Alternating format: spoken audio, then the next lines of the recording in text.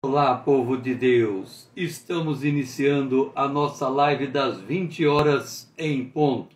Estamos estudando o livro do Apocalipse, a parte 10 do módulo de número 9, a Igreja Cruzando os Séculos.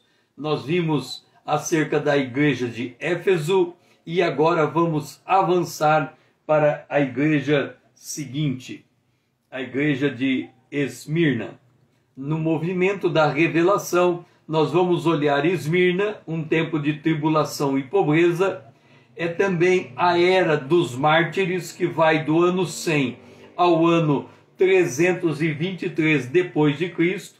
Esmirna também trata das grandes perseguições pelos quais a igreja passou logo depois do segundo século em diante. Esmirna significa mirra ou amargura. Vamos abrir a nossa Bíblia em Apocalipse, no capítulo de número 2. Nós temos a segunda carta destinada à igreja de Esmirna. Apocalipse, no capítulo de número 2. Esta carta, Jesus se apresenta à igreja de Esmirna como aquele que é o primeiro e o último, que esteve morto e tornou a viver. Uma apresentação muito sugestiva para uma igreja que está face a face diante da morte por causa do testemunho que ela vai dar de Jesus Cristo. Nesta igreja nós encontramos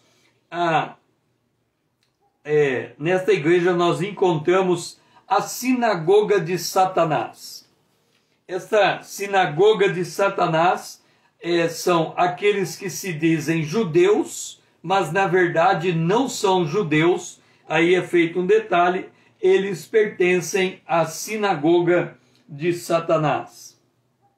Essa igreja, ela não é repreendida pela presença deles, mas é exortada a não temer a tribulação.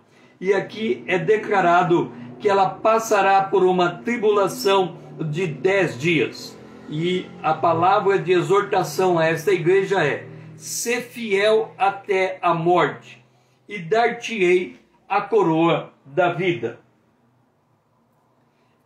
A única igreja exortada a suportar a morte por causa do testemunho de Jesus. Nós estamos dando uma visão geral acerca desta carta.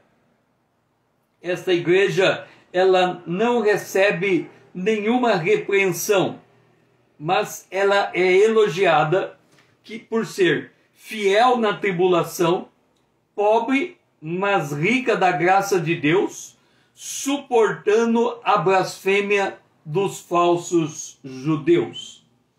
Esta igreja também ela recebe uma promessa: não sofrerá o dano da segunda morte. Quem tem ouvido, ouça o que o Espírito diz à igreja, às igrejas. O vencedor de nenhum modo sofrerá dano da segunda morte. E este é a promessa feita a esta igreja. Nós, observando este quadro geral, eu quero fazer uma observação para você. Olha aqui: não temas as coisas que tens de sofrer. Ponto. Na sequência é dito: eis que o diabo está para lançar em prisão alguns dentre vós, para ser de postos à prova. Ponto. Depois é dito: tereis tribulações de 10 dias. Ponto.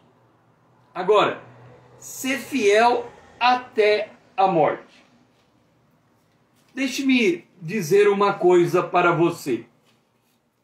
A palavra de Deus, ela declara que diante de uma perseguição, ao dando testemunho de Jesus, nós devemos ser fiel até a morte. Aqui vem uma curiosidade. Aqui nesse texto, nós estamos falando da morte física. Seja fiel mesmo vindo a morrer fisicamente por causa do testemunho. Então ele está dizendo assim: você poderá ser preso, torturado e morto por causa de Jesus. Lembra de Estevão? Estevão foi apedrejado por causa de Jesus. Agora, esses que morrem por causa de Jesus, eles não fazem, como vamos dizer, eles não têm a vida terrena acima do testemunho que eles precisam dar de Jesus. Ou seja, eles estão dispostos a morrerem por causa de Jesus. Por que nós estamos dizendo isso? Se você notar, recentemente, foi colocado que uma resolução que determina que uma igreja pode ser fechada por causa de uma determinada situação. Ok, é verdade. Por que ela fecha por causa dessa situação? Porque temos que preservar a vida. E de fato temos. Há uma situação, e essa situação, para preservação da vida, exige um distanciamento social. Isso é fato. Observa que quando as pragas caíam no Egito, Israel se recolhia nas suas casas, protegendo contra aquelas pragas. Isso é fato. É uma situação que exige esse tipo de cuidado. Por outro lado, está sendo colocado um valor superior a qualquer outro valor, o valor da vida. E o valor da vida é para ser preservado. Agora, quando nós estamos dando testemunho de Jesus, e por causa desse testemunho estamos sendo perseguidos, como acontece nas igrejas onde há uma perseguição contra o cristianismo, muitos se veem na contingência de serem presos. E nesta hora, ele tem que ponderar qual é o verdadeiro valor da vida. Quando nós olhamos para o português, esta palavra vida, ela fica difícil de decidir o seu verdadeiro valor. No grego, a vida tem duas palavras para o mesmo significado em português. Ela tem a palavra, vamos colocar aqui, vamos colocar aqui, nós temos a palavra psique, que é vida, e nós temos a palavra zoe, que também é vida. Essa vida é chamada de vida natural.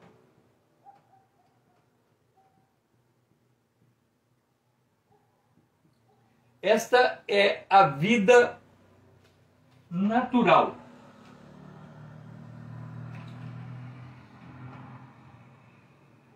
Esta é a vida natural. E esta aqui é a vida divina. A vida natural, ela tem o limite da morte.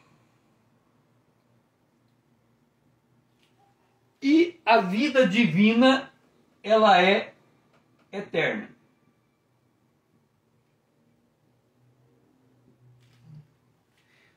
Quem está, Dora, seja bem-vinda. Quem está em Cristo, ele tem a vida natural, ele vai para a morte física, e aqui nós estamos falando da morte física, mas ele também tem a vida eterna. Quer dizer, ainda que ele morra, ele vai viver a vida eterna. Então, quando se trata de testemunhar de Jesus Cristo, em situação em que você está sendo pressionado a, se não negar a sua fé, você será morto, Nesse caso específico, você deve optar pela vida eterna em detrimento à vida natural. Nesse sentido, a morte do mártir é uma morte honrada diante de Deus. Por quê? Porque é uma morte que não se sucumbe diante da ameaça à fé. Note bem, é diferente do distanciamento social. Distanciamento social a uma pandemia, e esta pandemia pode levar à morte um do outro por questão de saúde.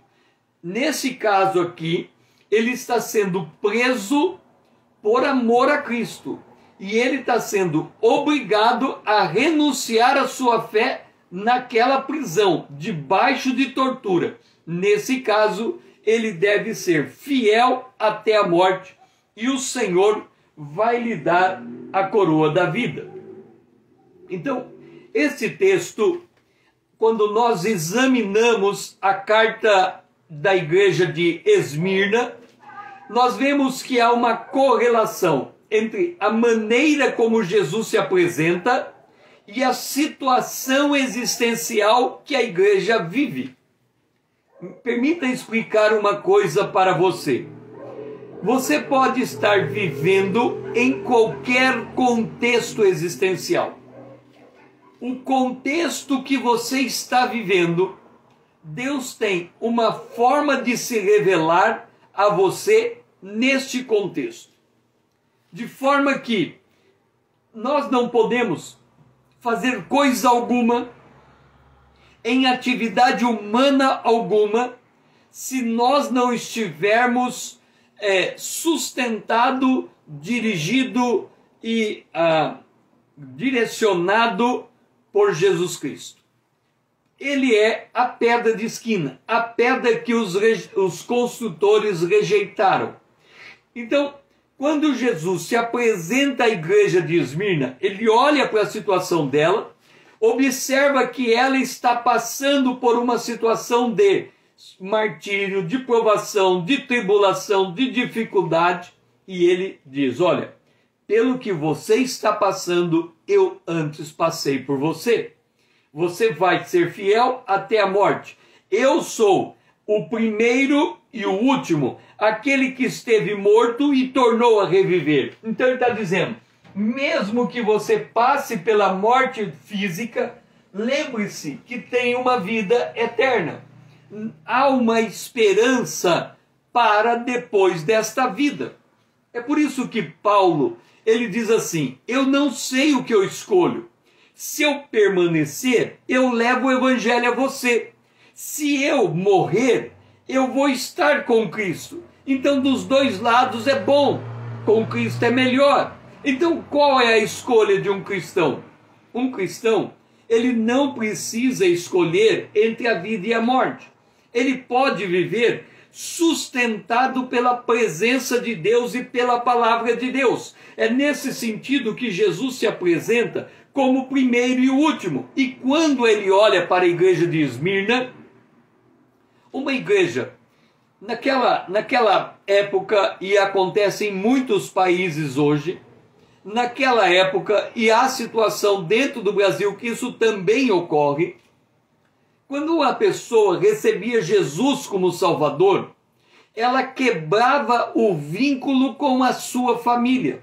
Não porque ela queria quebrar esse vínculo, mas é que a sua família estava tão mergulhada num estilo de vida de trevas, num estilo de vida corrompido por uma vida devassa, num estilo de vida idólatra, e quando aquele indivíduo se converte, ele muda completamente o seu estilo de vida e gera um choque. E nesse choque, quando o contexto social ele é altamente agressivo, ou ele era, vamos colocar naquela época, ele era altamente agressivo para a introdução de um novo estilo de vida, em que as pessoas não conseguiam entender o fundamento, a base, o porquê, a razão, aquela pessoa convertida era expurgada da sociedade. Se ela tinha uma posição social, ela perdia. Se ela tinha uma posição no governo, ela era colocada para fora. Se ela tinha um patrimônio, ela era expropriada daquele patrimônio. Então, ela era colocada de um dia. Ela podia ter algum grau de conforto, de riqueza, de segurança nessa esfera física. No outro dia, ela era perseguida e muitas vezes confundida como mendigo, porque ela não tinha mais um lugar aonde repousar a sua cabeça. Ela era perseguida. Esta era a situação da igreja nesta época. Então, o cristão, nesta época, ele era associado, era inerente à condição em que ele se encontrava, associado à pobreza. Ser cristão era ser alguém destituído de posse. Entenda, não é que ele fazia um voto de pobreza. Não é isto. Nós não estamos falando aqui de voto de pobreza. Porque, observa uma coisa. Se, vamos supor o seguinte, eu deixo o meu cabelo crescer. E eu passo a ter um cabelo comprido, crescido, mais grande. E aí eu prego o evangelho para você. Você só me conhece como cristão. E você vê o meu cabelo crescido. Aí você está lendo a Bíblia e você vê que o cabelo de Sansão, não podia ser cortado. Aí você pensa, o César pregou o evangelho para mim. O César tem um cabelo crescido e eu estou lendo aqui na Bíblia que Salomão tinha um cabelo crescido e a força de Salomão, de Sansão, tinha um cabelo crescido. E a força de Sansão estava no seu cabelo. Se o César é um homem de força, ele é um homem firme de caráter e ele tem o cabelo crescido, então eu preciso ter o cabelo crescido. Como ele não perguntou para mim por que eu tinha cabelo crescido, ele deduziu.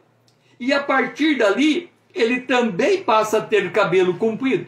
Se eu não converso com ele, não pergunto, eu apenas vejo que o cabelo dele está crescendo, mas eu não vejo que ele está imitando, ele evangeliza um outro e logo vamos ter uma congregação de homens de cabelo crescido, porque um foi imitando a aparência do outro. Então, quando a história avança e alguém volta os olhos para a igreja primitiva, o que ela identifica o cristão? Com pobreza. O que ela lê na Bíblia? Ela lê na Bíblia assim, bem-aventurados os pobres de espírito, porque dos tais é o reino dos céus. E ela diz, olha, ser crente é ser pobre, financeiramente. Ser crente é ser destituído de posse material. Por quê? Há uma associação. Aí Jesus chega e diz, eu vejo a tua pobreza. Ora, isso vai reforçar que o crente ele deve ser pobre por condição natural. Mas não é disso que se trata. Eu quero que você entenda uma coisa. Nós estamos vivendo uma realidade circunscrita àquela época do século II em diante, em que um grupo pequeno de pessoas está desenvolvendo uma nova fé. Esta fé implica em crer em um único Deus, implica em crer num Filho de Deus que morreu na cruz e ao terceiro dia ressuscitou, está morando no céu, que o túmulo está vazio e que essas coisas levam o indivíduo a um novo nascimento, ao batismo nas águas, à comunhão com os irmãos por meio da ceia, e isso faz com que eles não matem, não roube, não minta, não adultere. Por quê? Porque eles entenderam que a lei máxima é a lei do amor, e eles não podem, pelo amor que eles têm por Jesus, pelos irmãos e pelos perdidos, eles não podem agir em contrário ao mandamento que Jesus havia deixado: amar a Deus sobre todas as coisas, amar o próximo como a si mesmo, amar o inimigo e orar por ele. Isso era um estilo de vida absolutamente radical. Naquele tempo, quando a pessoa tinha uma inimizade contra a outra, ela matava a outra, simplesmente. De vez em quando o governo prendia aquelas pessoas. Havia a Pax Romana, mas a Pax Romana era uma paz imposta pela força. Nem sempre os julgamentos eram justos. Muitas pessoas sofriam injustiças de um acusando o outro. Mas era uma sociedade que aos olhos do cristianismo que estava surgindo, poderia ser chamado de uma sociedade bárbara, de uma sociedade sem traços de misericórdia. Então, nessa sociedade, todo cristão era visto como alguém indigente, pobre, mendigo. Entenda, não era uma opção, era uma perseguição, era uma imposição da sociedade. Eu conheci um testemunho de uma senhora que se converteu num país muçulmano e ela sentiu a necessidade de se batizar, mas ela sabia de duas coisas. A primeira, que se ela se batizasse no seu país e ela fosse pega sendo batizada, ela seria morta. A segunda coisa, se a família dela tivesse conhecimento que ela fora batizada e participava agora de uma igreja cristã, ela seria deserdada. O que ela fez? Bom, ela estava no início da sua fé. Ela conversou com o pastor e acharam por bem fazer o batismo dela no país vizinho. Então ela saiu escondida, chegou àquele país e lá ela foi batizada. Só que quando ela voltou e o testemunho dela não pôde ser mais escondido, ela deu testemunho de Jesus, ela foi renegada na sua família, ela perdeu o direito à herança, ela foi expulsa da comunidade. E aí, não tendo mais lugar para ela naquele país, ela teve que ir para um outro país. Parece que ela foi morar nos Estados Unidos. Então, este quadro era comum naqueles dias. Era só na exceção que isso não iria acontecer. Então, como vivia o povo naquela época? Em pobreza. Agora, Jesus disse: bem-aventurados sois vós quando perseguindo disserem todo o mal contra vós. Então, ele já tinha avisado desse tipo de perseguição, uma perseguição por causa do testemunho cristão. Nós estamos vivendo uma época e vamos chegar muito perto disso, porque hoje já está havendo esse tipo de perseguição novamente. Uma perseguição que não exclui você, não joga você para fora, mas você não pode, em certos lugares, testemunhar da sua fé, porque naquele lugar é proibido falar de Jesus. Então nós estamos vendo isso. Naquela época, então, eles estavam em pobreza. E como é que Jesus enxerga aquele grupo de pessoas, aquela igreja rica? Rica na graça de Deus, rica no poder de Deus. O tesouro que nós carregamos dentro de nós, que é o Espírito de Deus, é um tesouro de tal preciosidade que Jesus disse: o homem pode perder o mundo inteiro, mas não pode perder a sua alma. Ela tem um tesouro inimaginável e com o Espírito Santo dentro dela, ele tem o selo para a vida eterna. Então, por isso Jesus disse: tu és pobre, mas é rico. E aí, ele observa. E eu quero que você entenda uma coisa. Eu quero que você entenda uma coisa. Nós já falamos nisso, mas precisamos reafirmar o que estamos dizendo. Nós temos que entender a natureza das coisas espirituais. Porque se nós não entendermos, nós não vamos entender uma carta como essa. Porque Jesus está falando com a igreja, ele diz que conhece aquela igreja, e num dado momento ele diz, olha, o diabo vai pegar alguém e vai levar para a prisão. Aí você fala, mas eu tenho que ir na igreja e ouvir a voz de Jesus? Quer dizer, a voz da minha mente, uma voz audível dentro de mim. Será que o diabo vai descer e ele vai me pegar e vai me levar, vai me jogar? Né? Porque existe pessoas que contam que possessões demoníacas, o diabo joga a pessoa contra a parede. Existem relatos desse tipo. Será que ele está falando que o diabo está falando em possessão demoníaca? Entenda uma coisa. Vamos considerar a realidade espiritual. Aqui está um homem. Aqui está outro homem. A Bíblia diz que o homem foi criado à imagem e semelhança de Deus. Não há diferença intrínseca entre um homem e o outro homem na sua constituição. Então, este homem aqui é a imagem de Deus. Este homem aqui é a imagem de Deus. Quando nós, nos módulos passados, nós falamos do dilúvio, nós falamos que Deus diz o seguinte, porque o homem é a imagem de Deus, se o homem derramar o sangue, o seu sangue também deve ser derramado, introduzindo duas coisas, o governo e a pena de morte. Isso aconteceu depois do dilúvio. Por que o governo, ao introduzir a pena de morte? Porque se um homem matar o outro, ele deve morrer, é a pena de morte.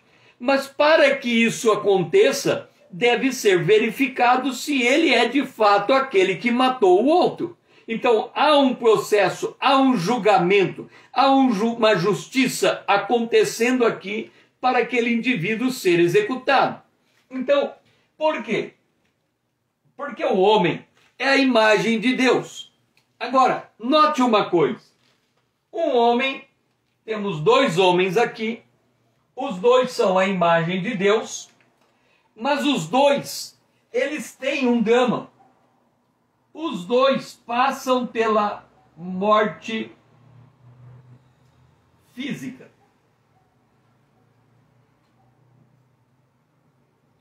Os dois passam pela morte física.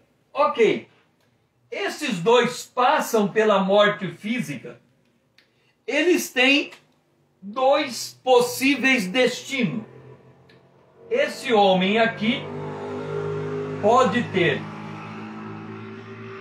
outra morte, que a Bíblia chama de segunda morte, ou ele pode ter outra vida. Ora, esta morte é eterna.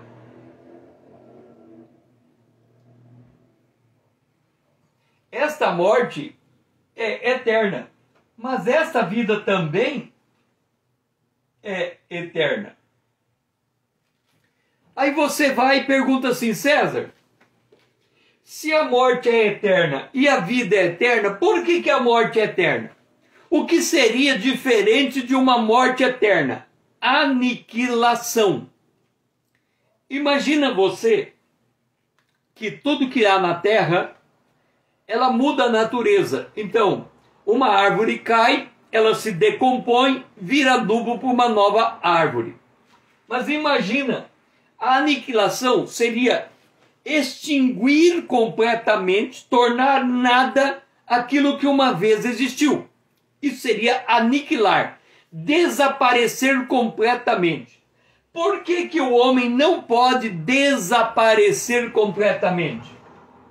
Porque o homem foi criado à imagem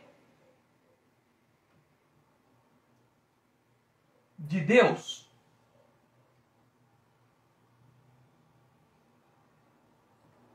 Ou seja, Deus cria o homem com um valor intrínseco que vai para a eternidade. Percebe? O valor que Deus dá ao homem é para viver a eternidade. Então por que a morte é eterna? Porque o indivíduo, quando Deus disse, Deus disse lá no Éden, se você comer, morre, está dizendo, a natureza de Deus é eterna. A morte que você vai escolher é eterna. Significa escolher uma eternidade longe, completamente separado da presença de Deus. O que acontece quando alguém escolhe algo completamente separado da presença de Deus? As características da vida caída, ou seja, quando o homem cai, ele introduz o componente chamado morte. E o que vem junto com a morte? O pecado. E o que vem junto com o pecado? A dor, o sofrimento, a miséria, tudo que é de ruim, tudo aquilo que vem denegrir o homem, rebaixar o homem, destruir o homem, até ele ir ao pó, é o caminho da morte. Por isso que a Bíblia diz que há uma sombra de morte. Jesus, ele vai para os confins da Galileia. Havia uma sombra de morte. Quer dizer, ao homem natural, ainda que tenha a luz do sol, ele caminha para a morte física. Ele caminha para a morte eterna. Ele caminha por uma sombra de morte. Essa é a situação do caído. A situação daquele que enxerga Jesus, porque Jesus veio e ele morreu e ele deu a vida para que todo aquele que nele crer,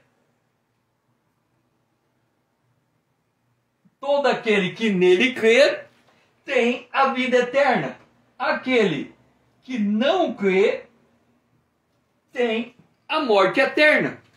Jesus disse que era isto que faria a diferença, crer nele ou não crer nele. O Evangelho é para apresentar esse fim da humanidade e o que Deus fez. A Bíblia diz, Jesus disse, Deus amou o mundo de tal maneira que deu seu Filho unigênito para que todo aquele que nele crê não pereça, mas tenha a vida eterna. Ok, esta é a situação espiritual.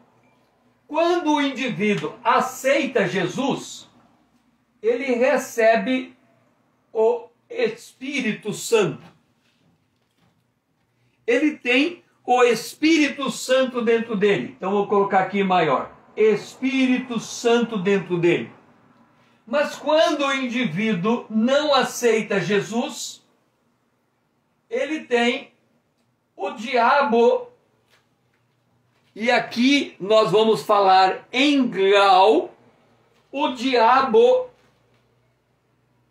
e nós não estamos dizendo que ele é possuído pelo diabo, não é isso, não é esta a ideia, mas ele é, vou pôr aqui, influenciado. Esse é o primeiro nível. Ele é influenciado pelo diabo. Agora, a partir desta influência, porque a Bíblia diz o diabo anda em derredor, a partir dessa influência, Paulo descreve da seguinte maneira: existe um curso nesse mundo, o curso nesse mundo é o curso que vai para a morte. Esta morte acarreta o medo, e este medo faz que o indivíduo, este medo que decorre da morte, ele faz com que o indivíduo ele se caracterize como filho da desobediência e deixe-me ver aqui. Efésios, capítulo 2. Efésios, capítulo 2. Ele é visto como filho da desobediência e filho da ira. Por quê? Porque quem está nessa condição está sob a ira de Deus. O que é a ira de Deus? É o destino final. Isso aqui é a ira de Deus. Isso aconteceu na queda. Então percebe. Agora, o que nós estamos vendo? O comportamento do homem depende do nível de influência que está por detrás do homem. O comportamento do homem depende do nível de influência que está por detrás do homem. Se ele é nascido de novo, o comportamento dele depende do Espírito Santo que o conduz. Se ele não é nascido de novo, o comportamento dele depende do nível de influência que ele recebe do chamado império das trevas. Agora, eu quero que aqui você enxergue uma coisa. Do ponto de vista do mundo natural, este come e bebe, este come e bebe, este trabalha, esse trabalha, esse sustenta a família, esse sustenta a família. Do ponto de vista espiritual, esse tem o destino eterno, morte, esse tem o destino eterno, vida. O que muda é a lógica espiritual que controla o comportamento natural. O comportamento natural de um homem sem Deus, ele pode até ter um bom comportamento entre os homens, mas ele está debaixo da ira de Deus. O salário do pecado é a morte. Se ele morrer sem Cristo, ele está debaixo da ira de Deus. Por que eu estou falando isso? Porque quando Jesus disse, eu conheço a tua tribulação, ele conhece, ele está olhando. Mas quando ele diz, eis que o diabo vai lançar, ele pode estar dizendo, o diabo vai usar uma pessoa para te prender numa prisão. Então, lembra quando Jesus disse assim, eu tenho que morrer, ao terceiro dia vou ressuscitar. Aí Pedro disse assim, de jeito nenhum vai acontecer isso contigo. Jesus disse, para trás de mim, Satanás, porque você não compreende as coisas de Deus, somente a dos homens. Observa, Jesus poderia dizer, Pedro, você está enganado, o diabo está te influenciando. Mas Jesus disse não, Satanás, para trás de mim. Quer dizer, aquela maneira de pensar de Pedro era uma maneira de pensar de quem vive no mundo natural, influenciado pelo Deus desse século, que cega o entendimento do incrédulo para que não lhe resplandeça a glória do Evangelho. Então, quando nós estamos vendo aqui, eis que o diabo está para lançar em prisão, ele vai usar componentes humanos para efetivar a sua intenção. Entenderam? Lembra de Jó? Satanás pediu pela vida de Jó. Deus liberou, dando limite. Satanás veio, mas quando lemos a vida de Jó, diz que, num dado momento, a casa caiu, matou seus filhos, no outro dado momento, ladrões vieram e roubaram o seu patrimônio, num dado momento, raios, trovões, destruíram a sua lavoura. Então, observa, olhando do ponto de vista natural, ninguém enxerga a articulação maligna. Mas quando olhamos para a palavra de Deus, Deus está descortinando para nós o mundo espiritual. Então ele pode dizer, eu faço, o diabo faz. Isso é traduzido em ações que os homens estão fazendo, mas nós precisamos do discernimento espiritual para ver o que é por detrás do que o homem faz. Esta é a ideia. E aí o Senhor, nesta conjuntura, ele diz: ser fiel até a morte e dar-te-ei a coroa da vida. Então, por que coroa da vida? De que vida ele está falando? Da vida Zoe. Por quê? Porque a vida Zoe é a vida de Deus. A vida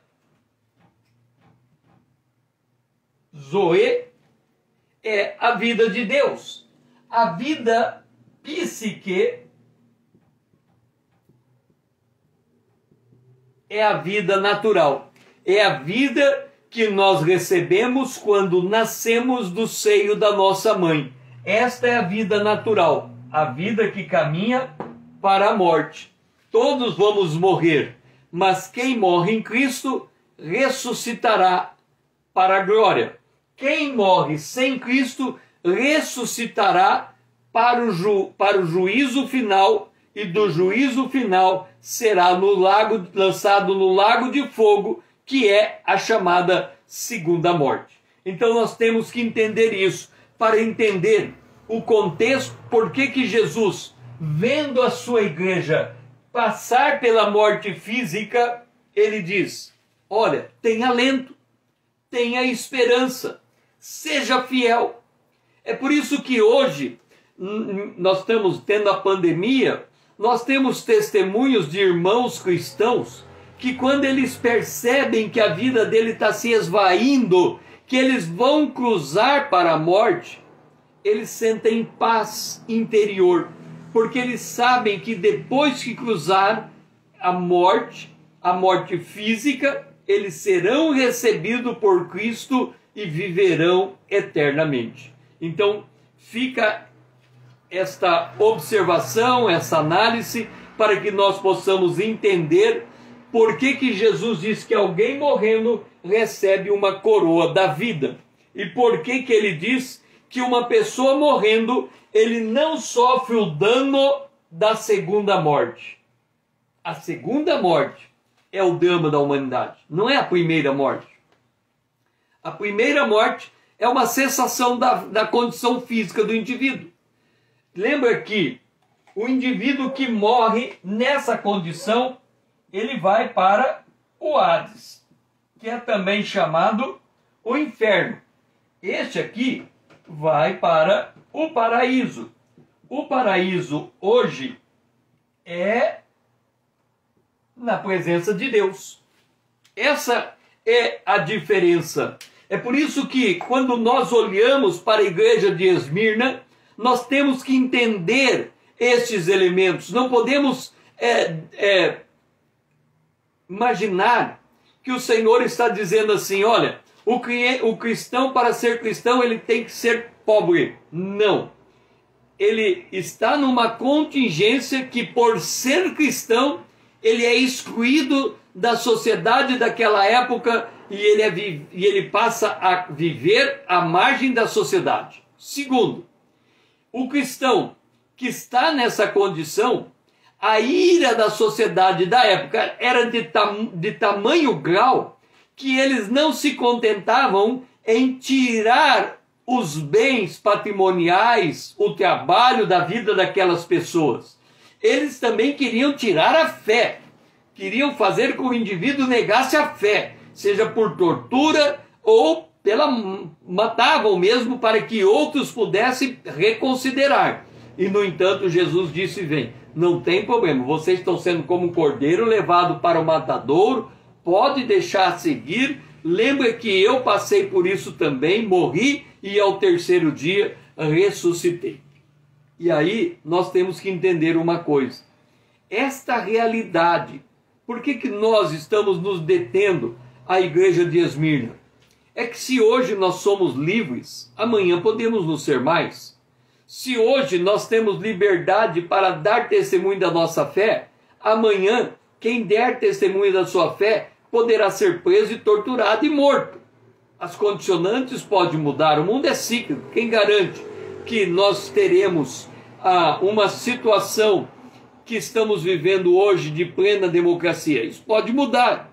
E nós podemos passar de uma situação em que vivemos com um certo grau de tranquilidade para uma situação de perseguição. Olha o que aconteceu na Segunda Guerra Mundial, principalmente com os judeus. Eles morreram por causa da sua fé.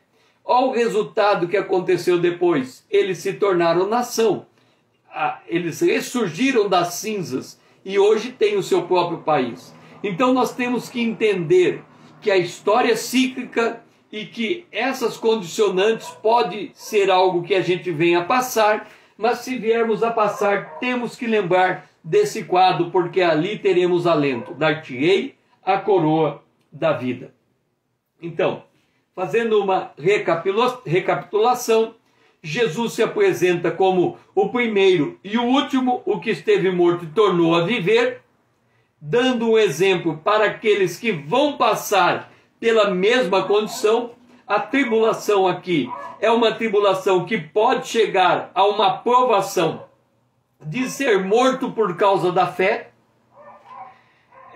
Satanás vai cuidar de levar esses indivíduos a esse drama, e aqui vem uma coisa curiosa. Eu conheço a blasfêmia dos que se dizem judeus e não são. Quem são esses judeus? Nós estamos falando esse indivíduo e esse indivíduo. A gente, quando pensa o indivíduo que vai à vida eterna, o indivíduo que vai à morte eterna e o indivíduo que vai à vida eterna, a gente pensa o seguinte: aqui tem uma igreja congregando, todos aqui são irmãos, e quem está fora daqui está na perdição. Acontece que entre os irmãos pode ter aqueles que se dizem judeus e não são. Aqueles que deveriam dar testemunho de uma vida transformada e não é. Eles têm uma aparência, a aparência de judeu, mas quando colocado em prova, se percebe que não são de fato judeus. Então, o que eu quero enfatizar aqui é que nós temos que ter discernimento acerca das pessoas. Não é porque olhamos a pessoa. Lembra quando eu falei que se eu tivesse cabelo comprido como o de Sansão, muitos poderiam pensar que ser crente é ter cabelo comprido como o de Sansão? Porque a aparência, ela engana. Deus não olha a aparência, Ele está olhando a tribulação, a pobreza, a condição do coração, a disposição do indivíduo de ser fiel até a morte. Ele está olhando o indivíduo sob a ótica espiritual. Então, nessa condição, a palavra de Jesus para essa igreja não é de livramento. Eu vou te livrar da tribulação. Não se preocupe que na última hora vai ter o escape. Não é essa a palavra. A palavra é: se você se encontrar nessa situação, vá até o fim. Assuma as consequências. Aceite a morte, porque te espera a vida eterna. Essa igreja, chamada a Era dos Mártires, quando lembra que nós colocamos que existem 7 parábolas em Mateus capítulo 13. Existem 7 igrejas no Apocalipse. 7 parábolas em Mateus capítulo 13 e 7 igrejas no Apocalipse. Quando nós comparamos a parábola com a igreja na sequência, na mesma sequência, nós vemos que há uma similaridade entre o que a parábola diz. Então nós temos aqui a igreja de Esmirna, e nós temos aqui a parábola do joio e do trigo. Por que esta parábola ela é importante? Lembra que na igreja de Éfeso, a primeira igreja, a ênfase era a evangelização. A igreja estava expandindo. Ide por todo o mundo, pregai o evangelho a toda criatura. A igreja estava expandindo. Então a ênfase ali era o semeador lançando a semente. Essas pessoas estão chegando. O que se espera nessa época que vai do ano 100 até o ano 323? Nesse período, a igreja começa a ser perseguida. Mas o que é que Jesus diz à igreja? Vocês têm no meio de vocês alguém que se diz judeu e definitivamente não são judeus. Aí ele complementa: eles são da sinagoga de Satanás. Eu quero que você entenda uma coisa. Satanás, ele tem três objetivos. O primeiro, ser semelhante a Deus. Por causa do primeiro, ele tem outros dois. Ter um poder religioso e ter um poder político. O poder político, ele está na esfera do governo. Então, ele tem gente dele infiltrada nos governos humanos. Ok? Como assim, César? Um cristão aceitou Jesus, nasceu de novo, concorreu a um cargo e se tornou deputado estadual, deputado federal, senador. O que esse indivíduo lá naquele lugar é? Um cristão. Ele não perdeu a condição de ser cristão. O que ele está fazendo lá no Congresso Nacional, se ele for deputado federal ou senador?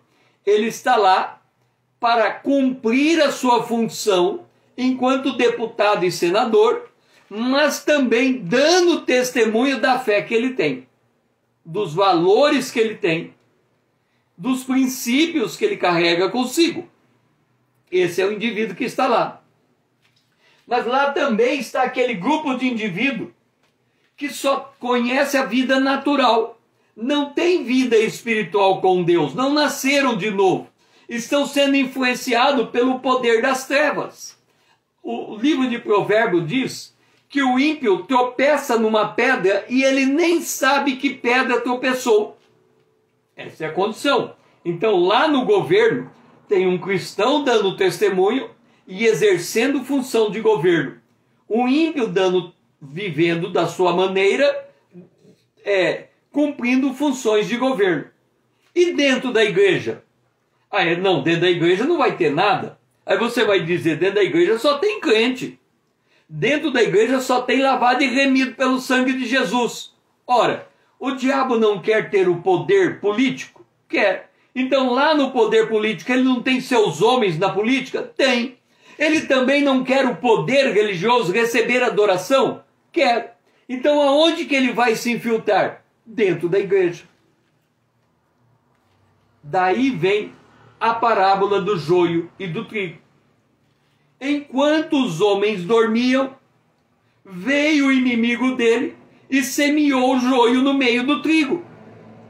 Quando os trabalhadores perceberam, porque a semelhança da planta é muito igual. Olhando o joio e o trigo, não se percebe a diferença. Quando os semeadores, os lavradores perceberam, eles disseram, César, ou chegaram para o Senhor, vamos destruir o joio, porque o joio não tem valor nenhum. Qual foi a resposta do Senhor? Não destrua o joio. Porque se você tentar destruir o joio, você corre o risco de arrancar o trigo também. Como assim, César? Imagina que eu estou numa igreja e eu sou o joio. E alguém do meu lado é o trigo. Mas o meu comportamento é igual de um cristão. Pode acontecer duas coisas comigo. eu permanecer até o fim da minha vida como joio, e aí eu tenho a morte eterna, ou no meio da caminhada eu me converter e me tornar trigo. Então se você chegar e falar, César, você é joio, vou te arrancar da igreja. Mas lá na frente eu me converto e me torno trigo. Então, ou eu posso ser trigo, eu sou trigo, nasci de novo, eu sou trigo, mas eu não estou dando um testemunho condizente com aquilo que eu sou.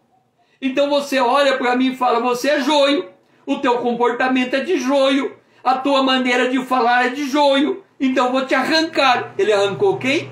O trigo. Quer dizer, numa situação ele pode ter arrancado um potencial trigo, na outra situação ele mandou embora o trigo. Olha o que Jesus diz.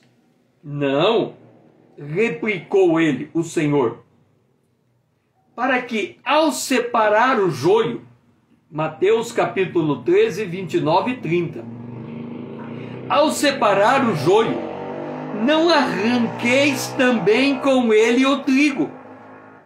Quem é que então pode fazer a colheita? Olha o que ele diz. Deixa crescer junto até a colheita. E no tempo da colheita, direi aos ceifeiros, ajunta primeiro o joio, atai-o em feixes para ser queimado, e o trigo recolhei no celeiro. Aí os discípulos querem saber, explicar a explicação do que Jesus disse. Aí Jesus disse, o campo é o mundo, os filhos do reino são o joio, os joios são o filho do maligno, e a semente são os filhos dos reinos. A ceifa será na consumação dos séculos. E quem vai fazer isso são os anjos. Para concluir essa live, e depois vamos retornar nesse ponto na próxima, eu quero te dizer uma coisa, presta bem atenção. Se o trigo convive com o joio no mesmo ambiente, isso significa que dentro de uma igreja, no mesmo ambiente, você tem aquele que tem a fé verdadeira, validada pela Bíblia, e aquele que segue um falso evangelho que não tem nada a ver com a Bíblia. Qual é a lição que nos fica? Nós temos a responsabilidade de verificar a nossa fé. Nós temos a necessidade de ter uma vida condizente com a nossa fé. Por que, César? Porque quando você aceitou Jesus Cristo, você fez pelo seguinte motivo: Jesus é o Cordeiro de Deus que tira o pecado do mundo. Então ele tem que tirar o pecado de você. César, com isso você está dizendo que um crente não peca? Não. Mas, por outro lado, se o crente vier a pecar, ele não será lançado fora. Ele será tratado como filho. Ele será disciplinado. Ele será corrigido. Até que o fruto da justiça surja na vida desse que passa pela correção. Deus trata os seus filhos como filhos. O diabo não. Ele trata os filhos do reino, das trevas, como filhos do maligno. E aí a gente não sabe o que ele pode fazer. Então, nós temos que aprender a discernir a nossa própria fé, a julgar a nossa fé, a considerar os fundamentos da nossa fé. Porque pode chegar dias em que nós seremos colocados à prova. E como nessa igreja, ser colocado à prova era ser morto por causa de Jesus. E eles tinham que ser fiéis até a morte. Ninguém consegue esse grau de fidelidade sem conhecer a sua fé. E é para isso que eu convido você a me seguir nessa conta do Instagram, porque eu estou compartilhando a minha fé com você, à luz da palavra de Deus. Estou compartilhando a palavra de Deus e debulhando ela para enxergarmos a fé que procede de uma consciência pura, de uma consciência que é arraigada na palavra de Deus. Foi muito bom ter você aqui comigo nesta live. Amanhã às 20 horas estaremos de volta para darmos continuidade àquilo que aconteceu com a igreja de Esmirna e como isso se aplica a cada um de nós. Até lá, eu convido você a se inscrever, tanto aqui na minha conta do Instagram, quanto também na minha conta do YouTube. Se inscreva com César Azevedo. E vamos tornar significativa, relevante esta comunidade. Vamos criar uma comunidade em torno da palavra de Deus. E eu peço a sua ajuda, para disparar este vídeo para os seus amigos. É só colocar no aviãozinho, marcar e disparar, para que eles também possam conhecer esta verdade.